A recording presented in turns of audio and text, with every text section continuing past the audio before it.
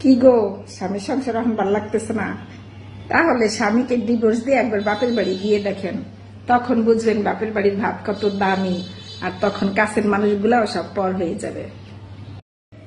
ভিডিওতে গঠনমূলক কমেন্ট করতে বলা হয়েছে, তার মানে এই না যে আপনি বিশাল বড় প্যারাগ্রাফ লিখে তারপর পেস্ট করে চালিয়ে দিবেন। গঠনমূলক মানে একের ভিতরে অনেক কিছু।